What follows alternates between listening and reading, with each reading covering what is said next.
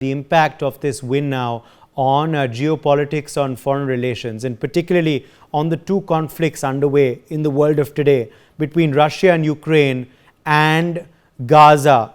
What will be the impact of a Trump presidency?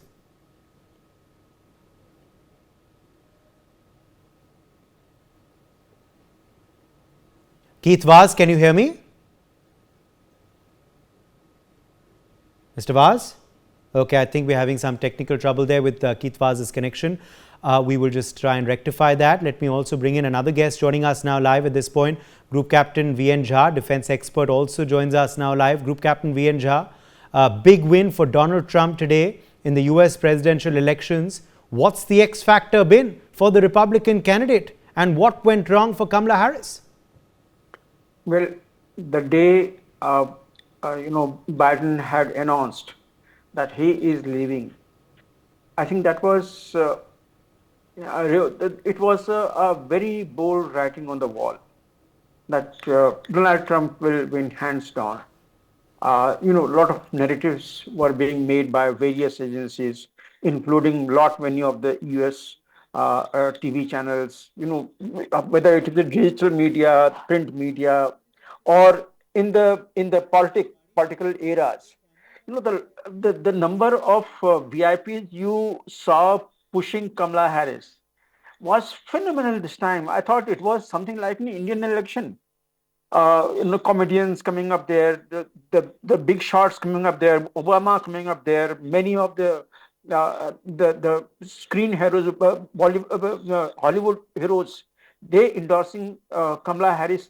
It was, when the things go wrong, that is how, when all these narratives come up there. So it was a foregone conclusion the day Biden had left that now Donald Trump is the lone contender in the fray. Yes, Kamala Harris, well done, I'll say, well done, because the number of votes that she could garner, the number of endorsements she could garner from among the electoral colleges that are there in the US. It is a big achievement. But in a very short term, an unprepared Kamala Harris, the way she fought it there, the way she pulled the crowd, it is praiseworthy. There is no two way about it. But then Donald Trump is Donald Trump. If you remember, Donald Trump won. That was from 16 to 20. He had done wonders as far as the American economy is concerned. Yes, he possibly went wrong on many of the fronts, like pulling out from the WHO, from many other things, climate changes. These were the possibly uncalled for error by the Donald Trump. He was slightly unpredictable, but this time Donald Trump too, I think he will have many of the advisors who will be advising him where to pull out and where not to pull out. But then the NATO is right now at a worry point, because NATO has done exactly what Donald Trump didn't want. Donald Trump had reduced the size of the NATO, had reduced the NATO to its size when he had demanded that all nations in the NATO should contribute about 2% of their GDP into the defense budget. And the people were not ready for it. And today, NATO has got a huge budget required for it. And I think Donald Trump will step in here somewhere.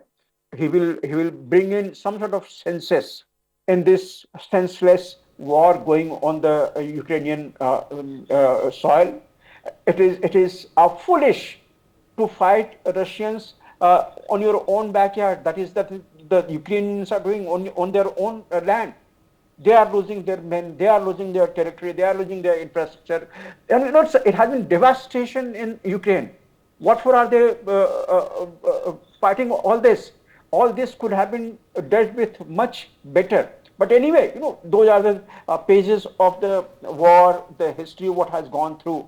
Now, when Donald Trump era starts. For more such videos, subscribe to the NewsX YouTube channel, hit the bell icon.